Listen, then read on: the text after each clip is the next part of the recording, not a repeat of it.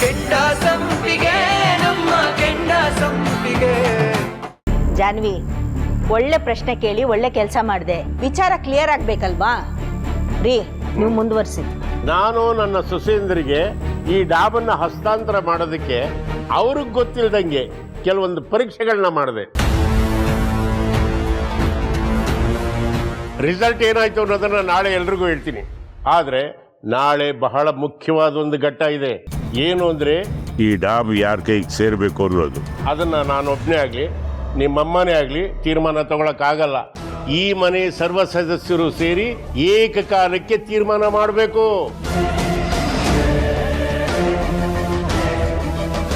ನಾಳೆ ನಮ್ಮ ಮನೆಯೊಳಗೆ ಚುನಾವಣೆ ಇದೆ. ಸ್ಪರ್ಧಿಗಳಿಬ್ರೆ, ಒಂದು ಸಾಧನ, ಇನ್ನೊಂದು ಸುಮನ. ನಾನಾ? ಮಾವ, ನನ್ಗೆ ಎಲೆಕ್ಷನ್ ಎಲ್ಲ ಏನು ಬೇಡ. ನೀನ್ ಬೇಡ ಅಂದ್ರೆ ಬಿಡೋರು ಯಾರಮ್ಮ? ಆಗ್ಲೇಬೇಕು. ಅವ್ರು ನನ್ನನ್ನೇ ಎಲೆಕ್ಷನಲ್ಲಿ ಗೆಲ್ಸ್ಕೊಂಡು ಬಂದವರು. ನೀವ್ಯಾಕೆ ಗೊತ್ತೀರಾ? ಕಾಂಪೀಟ್ ಮಾಡಿ. ಇಲ್ಲ, ನಾನು ಈಗಲೇ ಸೋತೆ ಅಂತ ಒಪ್ಕೊಂಡ್ಬಿಡ್ತೀನಿ. ಅವಳೇ ಒಪ್ಕೊಂಡ್ಬಿಟ್ಲಲ್ಲ ಮಾವ, ಇನ್ನೇನು ಡಿಸೈಡ್ ಮಾಡೋದಿದೆ? ಯುದ್ಧಕ್ಕಿಂತ ಮೊದಲೇ ಶಸ್ತ್ರತ್ಯಾಗ ಮಾಡಿದಾಳೆ. ಅದಕ್ಕೆ ನಾನು ಅವಕಾಶ ಕೊಟ್ರೆ ತಾನೇ ಸ್ಪರ್ಧೆ ನಡೆಯುತ್ತೆ. ನಾಳೆ ಅವಳು ಬಿಟ್ಕೊಟ್ಲು ಅಂತ ಮಾತಾಡಬಾರ್ದು ಸಾಧನ. ಸತ್ಯ, ನಿನ್ನ ಮಾತು 100% ಸತ್ಯ ಕಣೆ. ನಾಳೆ ಈ ಮನೆಯಲ್ಲಿ ಚುನಾವಣೆ ನಡೆಯುತ್ತೆ. ನಾವೆಲ್ಲ ಓಟ್ ಹಾಕ್ತೀವಿ. ವಂಶ ಪಾರಂಪರ್ಯವಾಗಿ ಬಂದಿರೋ ಈ ಡಾಬು ನಾಳೆ ಯಾರಿಗೆ ಸೇರುತ್ತೆ ಡಿಸೈಡ್ ಆಗುತ್ತೆ. ಯಾವುದೇ ಇಂಪಾರ್ಟೆಂಟ್ ಫೈಲ್ ಆದರೂ ಇಲ್ಲಿ ಇಟ್ಟಿರಲ್ಲ. ಸಾಧನ ಮತ್ತೆ ಸುಮ್ಮನ ಬರ್ದಿರತಕ್ಕಂಥ ವಿಲ್ ಫೈಲ್ ಎಲ್ಲಿದೆ?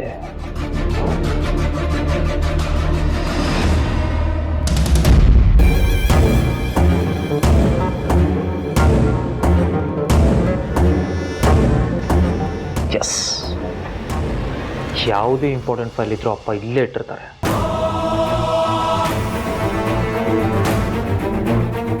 ಓಪನ್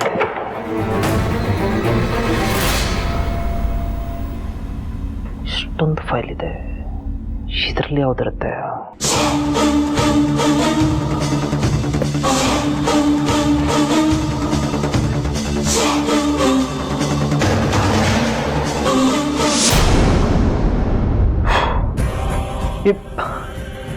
ಏನು ನನ್ನ ಹೆಂಡತಿ ಹಿಂಗೆ ಬರ್ತಿದ್ದಾಳೆ? ಸ್ವಲ್ಪ ಬುದ್ಧಿನೇ ಇಲ್ವಾ? ಈ ನನ್ನ ಹೆಂಡತಿ ಪ್ರಕಾರ ಏನಾದರೂ ಹೋದರೆ ನನ್ನ ಕೈಗೆ ಚಿಪ್ಪೆ ಗ್ಯಾರಂಟಿ. ಈ ಹೂ ಮಾರೋಳು ಏನಂತ ವಿಲ್ ಬರ್ದಿಟ್ಟಿರ್ತಾಳೆ, ಒಂದ್ಸರಿ ಚೆಕ್ ಮಾಡೋಣ.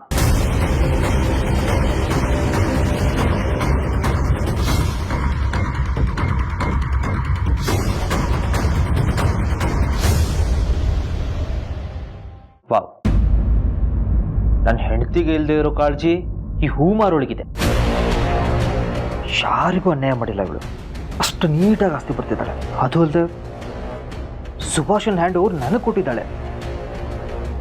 ಅಣ್ಣನಾಗಿ ನನಗಿದು ತುಂಬ ದೊಡ್ಡ ಜವಾಬ್ದಾರಿ, ದೊಡ್ಡ ಗೌರವ. ಈ ಬುದ್ಧಿ ನನ್ನ ಹೆಂಡತಿಗೆ ಯಾಕೆ ಬರಲಿಲ್ವ? ಇವಳು ದೊಡ್ಡ ತ್ಯಾಗಮಯ ಆಗೋದಕ್ಕೆ ಹೊರಟಿದ್ದಾಳೆ. ಇನ್ ಕೇಸ್ ಅಪ್ಪ ಅಮ್ಮನ ಕಣ್ಣಲ್ಲಿ ಇವಳೇನಾದರೂ ದೊಡ್ಡ ತ್ಯಾಗಮಯ ಆಗೋಕ್ಕೆ ಹೋಗಿ ಹೆಚ್ಚು ಕಡಿಮೆ ಆದರೆ ನಾನು ನಾಳೆ ಬೀದಿಲಿ ನಿಂತ್ಕೊಂಡು ಅಮ್ಮ ತರಕಾರಿ ಬೇಕಾ ತರಕಾರಿ ಬೀದಿ ಸುತ್ತಬೇಕಾಗತ್ತೆ. ಮಾವನ್ ರೂಮಲ್ಲಿ ಏನ್ ಮಾಡ್ತಿದ್ದೆ ನೀನು?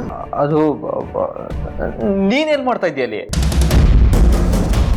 ನಾಳೆ ವೋಟಿಂಗ್ ಇದೆಯಲ್ಲ, ನನಗೆ ಸ್ವಲ್ಪ ಡೌಟ್ ಇದೆ. ನನಗೂ ಅದೇ ಡೌಟ್ ಇತ್ತು, ಅದಕ್ಕೆ ಕೇಳೋಣ ಅಂತ ಬಂದಿದ್ದೆ ಅಷ್ಟೇ. ನಿನಗೇನು ಡೌಟು? ಅದು ನಿನಗೇನು ಡೌಟ್ ಇದೆಯಲ್ಲ, ಅದೇ ನನಗೂ ಇತ್ತು.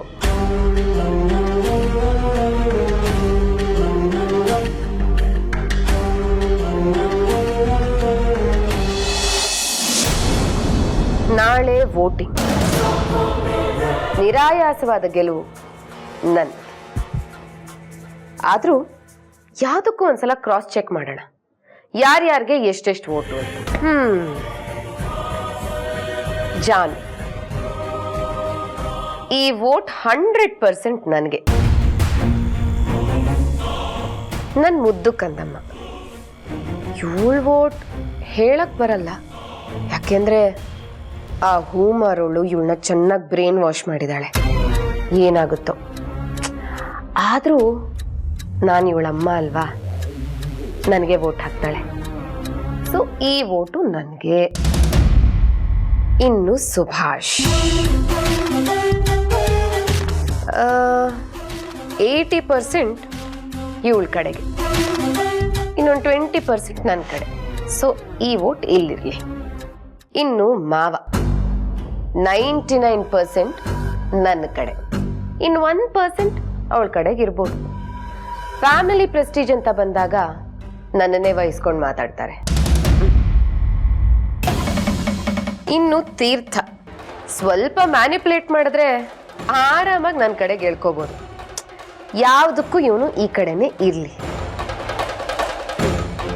ಇನ್ನು ಅತ್ತೆ 101% ಈ ಕಡೆನೆ. ಅಯ್ಯೋ, ನನ್ನ ಮುದ್ದಿನ ಪಾಪಚ್ಚಿ ಗಂಡ ಇವನಂತೂ 100% ನನ್ನ ಕಡೆ. 100 ಏನು 200% ನನಗೇನೆ. ಅಲ್ಲಿಗೆ 5 ವೋಟ್ ನನಗೆ, 4 ವೋಟ್ ಅವಳಿಗೆ.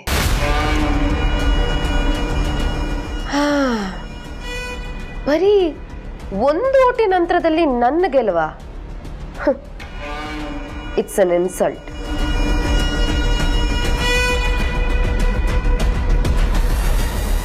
ಇವರಿಬ್ಬರನ್ನ ನಾನು ನನ್ನ ಕಡೆ ಎಳ್ಕೋಬಹುದು. ಆಗ ಹೂ ಮಾರೋಳ್ಗೆ 2 ವೋಟು, ಮನೆ ಯಜಮಾನಿ ಸಾಧನಂಗೆ 7 ವೋಟು. ಒಂದು ನಿಮಿಷ ಬಾಯ್ಲಿ. ಹೇಳಿದ್ಕೆ ನಿನ್ನ ಹತ್ರ ಸ್ವಲ್ಪ ಮಾತಾಡಬೇಕು ತೀರ್ಥ. ಹೇಳಿ.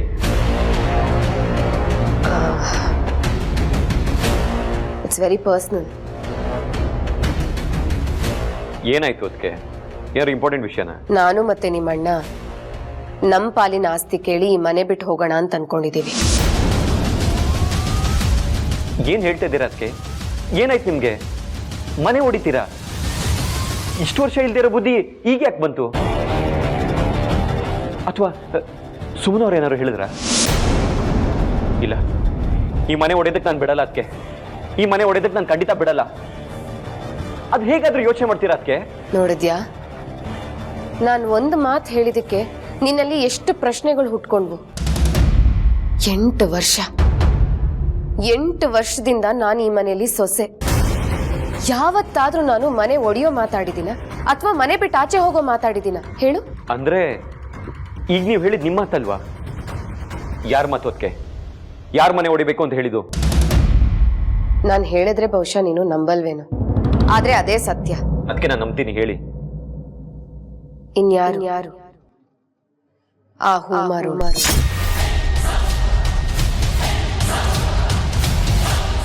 ಅದಕ್ಕೆ ಸುಮ್ಮನವರ ಅಂತವ್ರಲ್ಲ. ಹಾಗಾದ್ರೆ ನಾನ್ ಸುಳ್ಳು ಹೇಳ್ತಿದ್ದೀನಿ ಅಂತನ?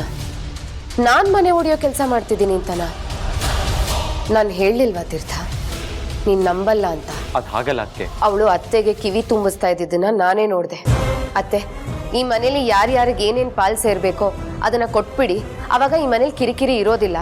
ಹಾಗೆ ಈ ಮನೆಯಲ್ಲಿ ಎಲ್ರಿಗೂ ಸ್ವಾತಂತ್ರ್ಯ ಕಮ್ಮಿ ಆಗಿದೆ, ಅದಕ್ಕೆ ಎಲ್ಲರೂ ವಿಚಿತ್ರವಾಗಿ ಆಡ್ತಾರೆ, ಅದಕ್ಕೋಸ್ಕರನೇ ಸಮಸ್ಯೆಗಳು ಜಾಸ್ತಿ ಆಗಿರೋದು ಅಂತ ಹೇಳ್ತಿದ್ದನ್ನ ನಾನೇ ಕೇಳಿಸ್ಕೊಂಡಿದ್ದೀನಿ. ಇದೇನಾದ್ರೂ ನಿಜ ಆದ್ರೆ ಅದಕ್ಕೆ ನಾನು ಸುಳ್ಳು ಹೇಳಿ ನಿಮ್ಮಿಬ್ರ ಮಧ್ಯೆ ಜಗಳ ತರೋ ಅವಶ್ಯಕತೆ ನನಗಿಲ್ಲ ತೀರ್ಥ.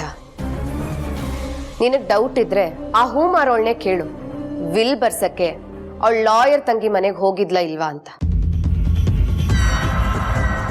ಸುಮ್ಮನವರೇ, ನೀವೇನಿಲ್ಲಿ? ಭಾವ, ಅಕ್ಕ ಅದು ಸಾಹೇಬ್ರೆ, ಅಪ್ಪನ್ ನೋಡ್ಕೊಂಡು ಹೋಗೋಣ ಅಂತ ಬಂದೆ.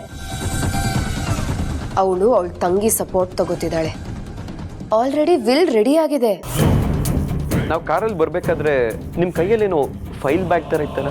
ಸುಭಾಷು ಏನೋ ಚಿತ್ರಗಳು ಬಿಡಿಸಿ ಕೊಟ್ಟಿದ್ದ. ಹೇಗಿದ್ರು ಹೋಗ್ತಿದ್ನಲ್ಲ, ಹಂಗೆ ರಾಜಿಗೆ ತೋರ್ಸ್ಕೊಂಡು ಬರೋಣ ಅಂತ ತಗೊಂಡು ಹೋಗಿದ್ದೆ. ನಿನಗೆ ಅನುಮಾನ ಇದ್ರೆ ನೀನು ಹೋಗಿ ಆ ಹೂ ಮಾರೋಳನ್ನ ಪ್ರಶ್ನೆ ಮಾಡ್ಬೋದಲ್ವಾ? ಆದರೆ ಒಂದು ವಿಷಯ, ನೀನು ಏನೇ ಕೇಳಿದ್ರು ಅವಳು ಮಾತ್ರ ಒಪ್ಕೊಳ್ಳೋದಿಲ್ಲ. ತಪ್ಪುಗಳನ್ನೆಲ್ಲ ಅತ್ತೆ ಮಾವನ ಮೇಲೆ ಹಾಕ್ಬೋದು, ಆದರೆ ಅವಳು ಮಾತ್ರ ಅವಳ ತಪ್ಪನ್ನ ಒಪ್ಕೊಳ್ಳೋದಿಲ್ಲ ತೀರ್ಥ. ಅದಕ್ಕೆ ನನ್ನ ನಿರೀಕ್ಷೆಗಳನ್ನು ಹಾಳು ಮಾಡ್ತಾನೆ ಬರ್ತಾ ಇದ್ದಾರೆ. ಈ ಕೆಲ್ಸಕ್ಕೆ ಏನಾದರೂ ಮುಂದಾಗಿದ್ದಾರೆ ಅಂತ ಗೊತ್ತಾದ್ರೆ ಸುಮ್ಮನವ್ರೆ. ಸುಭಾಷ್ ಕೊಟ್ಟ ಅಂತ ಹೇಳಿದ್ರಲ್ಲ ಅಪೆಂಡಿಕ್ಸ್ ಹೇಳಿ, ಅದು ಅದನ್ನೊಂದ್ಸಲಿ ನೋಡ್ಬೇಕು, ತೋರಿಸಿ. ಸಾಹೇಬ್ರೆ ಅದೇನಾಯ್ತು ಅಂದ್ರೆ ಅದೇನು ಅಂತ ನಾನು ಹೇಳ್ತೀನಿ. ಅಲ್ಲಿದ್ದು ಪೇಂಟಿಂಗ್ಸ್ ಅಲ್ಲ, ಯಾರ್ಯಾರಿಗೆ ಎಷ್ಟು ಡಿವೈಡ್ ಮಾಡಬೇಕು, ಹೇಗೆ ಡಿವೈಡ್ ಮಾಡಬೇಕು ಅನ್ನೋ ಆಸ್ತಿ ಪತ್ರ. ಸಾಹೇಬ್ರೆ ಅದೇನಾಯ್ತು ಅಂದ್ರೆ ಯಾರ್ಯಾರಿಗೆ ಎಷ್ಟು ಆಸ್ತಿ ಡಿವೈಡ್ ಮಾಡಬೇಕು ಅಂತ ಕೇಳೋದಕ್ಕೆ ರಾಜ್ಯ ಹತ್ರ ಹೋಗಿದ್ರಾ? ಸಾಹೇಬ್ರೆ ನನ್ನ ಮಾತು ಕೇಳಿ. ಅದೇನಾಯ್ತು ಅಂದ್ರೆ ನನಗೆ ಎಕ್ಸ್ಪ್ಲನೇಷನ್ ಬೇಡ, ಸಮರ್ಥನೆ ಕೊಡಕ್ಕೆ ಹೋಗ್ಬೇಡಿ. ಡಾಕ್ಯುಮೆಂಟ್ಸ್ನ ಪೇಂಟಿಂಗ್ಸ್ ಅಂತ ಹೇಳಿ ಆಲ್ರೆಡಿ ನನ್ನ ನಂಬಿಕೆ ಕಳ್ಕೊಂಡಿದ್ದೀರಾ. ನಾನು ಕೇಳಿದ್ಕೆ ಹೌದೋ ಇಲ್ವೋ ಅಂತ ಹೇಳಿ ಸಾಕು. ನೀವು ರಾಜ್ಯ ಹತ್ರ ಹೋಗಿದ್ದು ವಿಲ್ ಬಗ್ಗೆ ಮಾತಾಡೋದಕ್ಕೆ ರಫ್ ಫಾರ್ಮೆಟ್ ಬರ್ಸಿದ್ದೀರಾ? ಹೇಳಿ. ಹೌದು. ಆಸ್ತಿನ ಡಿವೈಡ್ ಮಾಡಬೇಕು ಅಂತ ನಿರ್ಧಾರ ಮಾಡಕ್ ನೀವ್ ಯಾರ್ರಿ? ಆ ರೈಟ್ ಸರ್ ಕೊಟ್ಟಿದ್ದು ನಿಮ್ಗೆ? ಸಾಹೇಬ್ರೆ ನಾನ್ ಮಾಡಿದ್ದಲ್ಲ. ನೀವಲ್ದೆ ಇನ್ಯಾರು? ಸಾಹೇಬ್ರೆ ನನ್ನ ಮಾತು ಪೂರ್ತಿ ಕೇಳಿ, ನಿಮಗೆ ಪ್ರತಿಯೊಂದು ಅರ್ಥ ಆಗುತ್ತೆ. ಅದು ನಾನು ಅತ್ತೆ ಹತ್ರ ಮಾತಾಡ್ತಿದ್ದೆ. ಅಮ್ಮನ ಜೊತೆ ಏನ್ ಮಾತಾಡ್ರಿ ಅಂತ ನಂಗೆ ಗೊತ್ತು.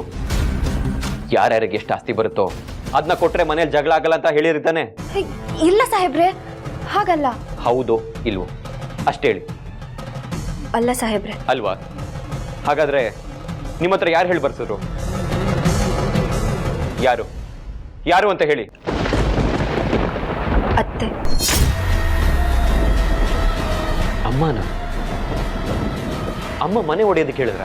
ಮನೆ ಹೊಡೆಯೋದಕ್ಕಲ್ಲ ಸಾಹೇಬ್ರೆ. ಸಾಕು. ಈ ವಿಷಯದಲ್ಲಿ ನೀವೇನಾದ್ರು ಸುಳ್ಳು ಹೇಳಿದ್ರೆ ನಾನಂತೂ ನಿಮ್ಮನ್ನ ಸುಮ್ಮನೆ ಬಿಡಲ್ಲ. ಹಾಗಲ್ಲ ಸಾಹೇಬ್ರೆ, ದಯವಿಟ್ಟು ನನ್ನ ಮಾತು ಪೂರ್ತಿ ಕೇಳಿಸ್ಕೊಳ್ಳಿ. ನಿಮ್ಮ ಮಾತಲ್ಲ, ನನ್ನ ಅಮ್ಮನ ಹತ್ರನೇ ಹೋಗಿ ಕೇಳ್ತೀನಿ. ನೀವು ಒಂದು ವೇಳೆ ಹೇಳಿದಾಗೆ ಅಮ್ಮನೇ ಈ ಮನೆ ಹೊಡಿಬೇಕು ಅಂತ ನಿರ್ಧಾರ ಮಾಡಿದಿದ್ರೆ ಅಮ್ಮನ್ನು ಸುಮ್ಮನೆ ಬಿಡಲ್ಲ. ಸಾಹೇಬ್ರೆ ದಯವಿಟ್ಟು ಈ ಕೋಪದಲ್ಲಿ ಅತ್ತೆ ಹತ್ರ ಏನೋ ಮಾತಾಡಿ ಜಗಳ ಮಾಡಬೇಡಿ. ಜಗಳ ಮಾಡೋದು ಆಮೇಲಿನ ಮಾತು. ಆಸ್ತಿ ಡಿವೈಡ್ ಮಾಡಬೇಕು ಅನ್ನೋ ನಿರ್ಧಾರ ನೀವಿಬ್ರು ಮನ್ಸಿಗೆ ಹೇಗೆ ಬಂತು ಅಂತ ಕೇಳ್ತೀನಿ. ಅಯ್ಯೋ, ಅತ್ತೆದೇನು ತಪ್ಪಿಲ್ಲ ಸಾಹೇಬ್ರೆ, ಅತ್ತೆ ತಪ್ಪೇ ಇಲ್ಲ. ನಾನೇ ಸುಳ್ಳು ಹೇಳ್ದೆ. ಆ ಯೋಚನೆ ನಂದೆ, ಅತ್ತೆದಲ್ಲ. ಸುಮ್ಮನವ್ರೆ, ನನ್ನ ಕುಟುಂಬನ ಹೊಡಿಬೇಕು ಅಂತ ಪ್ರಯತ್ನ ಪಟ್ರೆ ಒಂದು ಒಂದು ಒಂದು ಕ್ಷಣನೂ ನೀವು ಈ ಮನೇಲಿ ಇರಲ್ಲ. ತೀರ್ಥ,